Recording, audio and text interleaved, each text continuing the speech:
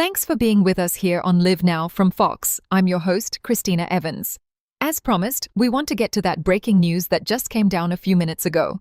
We have a statement from President Trump regarding the war with Iran. Putting this up on your screen. This is there in relation to what we now know about the Strait of Hormuz and the latest attack from Iran. President Trump said this on Truth Social. The Islamic Republic of Iran shot at least 4 one-way attack drones at ships traversing the Strait of Hormuz. One of those drones solidly hit the upper deck of a large and very expensive cargo-carrying ship. Damage was done, but the ship was able to proceed along its way.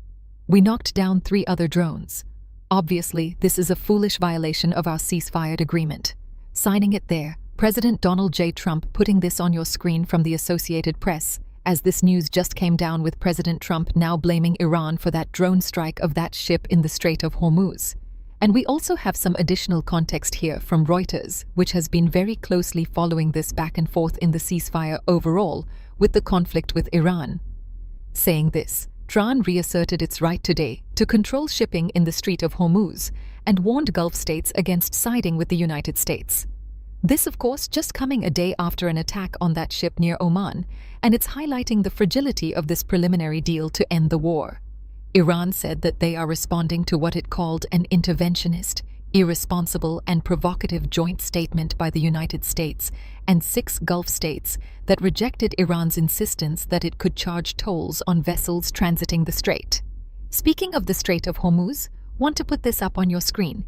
It's a vantage point that we have there from marine traffic, showing the live traffic radar system as those ships are now going through that canal. And so going on there, we do know that this joint statement said this: safe passage through the Strait of Hormuz cannot be guaranteed under ambiguous arrangements, parallel routes, or decision-making that does not take Iran's role as a coastal state into account. That's according to the Deputy Foreign Minister. We do know that the underlying the risks that are also facing shipping.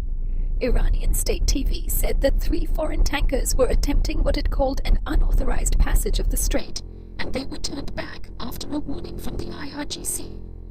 It did not give any further details in that matter. At the time, a U.S. official said this quote, "We are aware of these reports and looking into them. President Trump has been clear that Iran cannot subvert the free flow of traffic in the strait. Of course, we know that oil dropped by more than 3% today on Friday, with steep weekly losses, despite the conflicting interpretations of last week's interim deal between the United States and Iran. Also, a slowdown in traffic through the strait, where a fifth of the global net oil of liquefied gas supplies typically pass in that region. I also want to put this on your screen. This is a vantage point that we have of the markets at this hour as we're talking about oil prices.